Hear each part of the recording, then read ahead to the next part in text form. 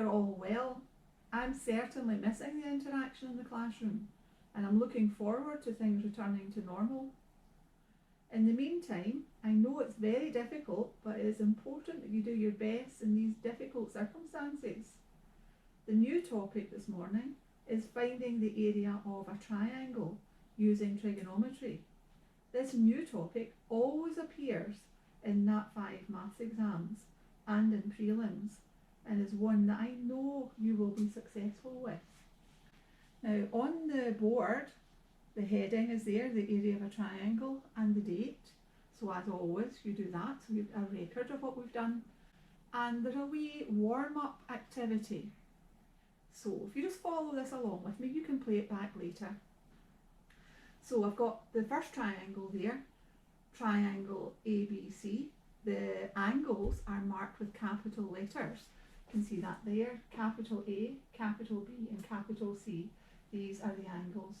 Now, we mark the sides of these triangles with the lowercase letter, and we mark lowercase a here opposite angle A. This is side A, and we write down a lowercase letter. Now, it's important that you do that. Capitals for angles, lowercase letters for the sides. In class, I've had conversations with one or two of you about writing down your given. Don't change it. If it's a capital letter, you keep a capital. Lowercase, you keep lowercase. So the side A is opposite angle A. Here's angle B. So the side that is opposite angle B, you mark with a lowercase b. That is side B. And the longest side opposite the biggest angle, here, this is angle C, and it's an obtuse angle. The side opposite that angle is marked C. So lowercase letters there. That's how we are going to deal with triangles. Capital letters for the angles, lowercase letters for the sides, and the sides are found opposite the angle. The second one here then, we have the sides and we don't have the angles. But I know if this is side A, then this must be angle A, because side A is opposite angle A. If this is side B, then this must be angle B. Side B is opposite angle B. And I know that I'm going to use a capital letter because I use capitals for the angles. Here, this is side C. This would be angle C. So we warm-up activity, really important. Capital letters for the angles, lowercase letters for the sides, and the sides are found opposite the angle. Okay then, find the area of this triangle. Now that's a typical example here. Find the area of this triangle. Now at the moment, you wouldn't be able to do that. You don't know the formula in trig to find the area of that triangle. And what we're going to do is try and build up to it. So I've drawn the triangle again here, and I've written H.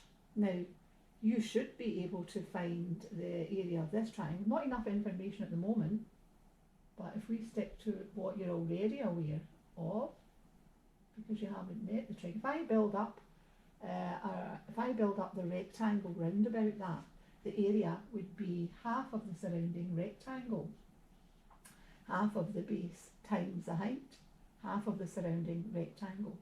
So that would be a half times the base times the height. That would give me, that's a formula you have met before. Now we've got the base, but what we don't have is the height. We don't have the height there. But look at this right angle triangle. That's the work we were doing yesterday. We have enough now. That's not 10, it's the whole length that's 10. We're going to home in this, so let me highlight what we're homing in on there. It's this right angle triangle here. And we have that this is 8 centimetres. And this is H. So we're going to home in that right angle triangle. Now we know from yesterday's work that we can find H. This would be the opposite side. And this is the hypotenuse. So we can use trig to find H. Now opposite and hypotenuse, you have to work at this, so you realise it's a sine. So I can write down the sine of 40. The sine of 40 is equal to opposite over hypotenuse, h over 8. Now exactly as yesterday, I can undo this dividing by 8 by doing the opposite operation, multiplying both sides by 8. So that would be 8 times sine 40 is equal to h. Now I'm going to go back to this triangle that we had here. It's the same triangle. I've now got h, and we said the area was equal to a half of the base times the height. The area is equal to a half times the base times the height. So that is equal to a half times 10 times the height. And I know that the height is 8 times sine 40. So I'm just going to write 8 times sine 40. And that would let you work that out. You now can work that out. Now what you have there is a half times 10 times 8. What you have are the two sides and the angle between them. So the two sides and the angle between them. And we were able to work out the area of that triangle. Now I'm going to do it in general terms over in this triangle here marked ABC to show you the same thing, only to show you where the formula comes from, because the formula at the end of this you'll find in the formula sheet in all NAT 5 exams. Now I know there's no SQA exam this year, but if you went onto the SQA website after this, you would find the formula that I'm about to do. Now nobody would expect you to show where it came from or comes from, but I'm going to work through it with you just to show it's exactly the same as we did there. So we're starting with a new triangle, and I'm going to label this angle C. I'm going to write as we did up here, this is side A, opposite angle A, and this is side B, opposite angle B. I'm going to do exactly as I did here. I'm going to drop down a perpendicular line, and I'm going to home in on this triangle again, exactly as I did in the other one. So if I look at this triangle here, and I want to work out the height h, then that's A, the whole length. We can't use that, but we have that that's B and that's h. So I would be able to say the sine of C, let me start with the area again, the same as we did here. The area is a half times the base times the height. You're familiar with that. It's a half of the surrounding rectangle. So let's home into this triangle again. We have here the sine of C. So the sine of C is equal to opposite over hypotenuse. That's the opposite side, that's the hypotenuse. So the sine of C is equal to h over b. And to undo multiplying by b, I'm going to multiply both sides by b. So b times the sine of C is equal to h. And I'm now going to go back to my triangle, a half times the base times the height. So a half times the base times the height, we'll drop that out. Right. A half times the base times the height. I've got here that the base is equal to A, so the area is equal to a half times A, and the height is B times sine C. B times sine C. So the area is equal to a half AB sine C.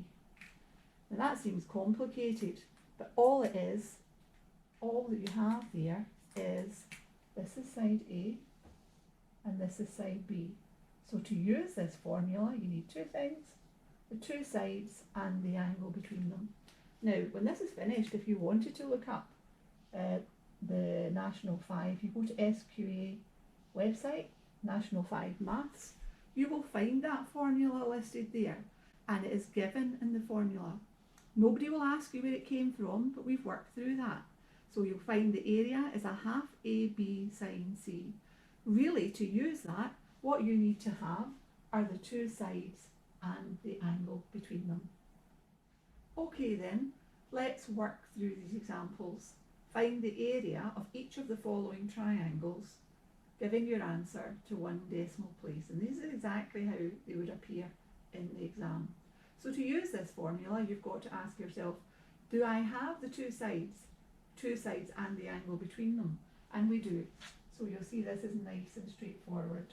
I have that side, and I have the angle between them. So yes, I can use it. So I'm going to write down my formula. A equals a half AB sine C. A equals 0.5. Now it doesn't matter which one of these you call A and which one you call B. 0.5 times 10 times 8 times the sine of 40. And then you pick your calculator up and you put in your values. 0.5 times 8 times 10 times sine 40. And what comes up in your calculator is 25.71150439. Now again, if we want our answer to one decimal place, it would be 25.7 square centimetres. It's an area, so square centimetres. Second example then, here we've got asked to find the area. Can we find the area? Well again, you have to ask yourself, do we have the two sides and the angle between them? If the answer is yes, then yes, you can use that formula. So we do have two sides and the angle between them. So the area is equal to a half AB sine C. I'm going to write half is 0.5 in my calculator, times A times 9 times 12 times the sine of 111 degrees. Again, take your calculator, put that information into your calculator, and you'll find your answer is 50.41 334 303. Calculator display fills with digits into one decimal place. Lies between 50.4 and 50.5, closer to 50.4. So 50.4 square centimetres. Let's do one more together. The last one there, you can see you have two sides and two angles. So you've got to be certain which angle that you are choosing.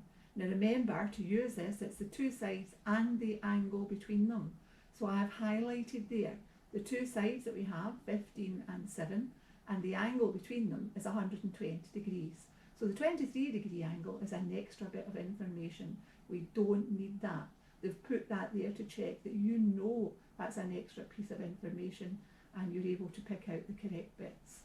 So as before, you write your formula. A equals a half AB sine C into the calculator. So I'm going to put 0.5 times 7 times 15 times the sine of 120.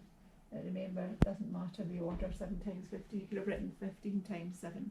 Lift your calculator, pop that into your calculator, and you would get 45.466. 45.466. 3337. 3337. We want to round that to one decimal place. That lies between 45.4 and 45.5.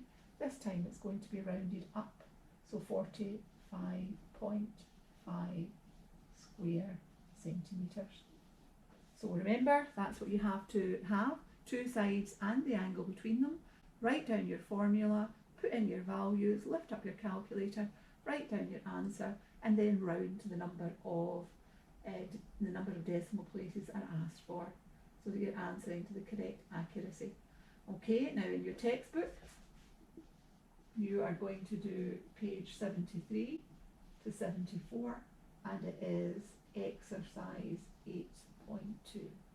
Now I think this is an exercise you'll do well at, but as before, work through your, copy your diagram, write down your formula, set it down exactly as I have in the board. Remember, no shortcuts. If I write it on the board like that, that's how I want it to appear in your jotter. And again, check your answers and let me know if you have any difficulties.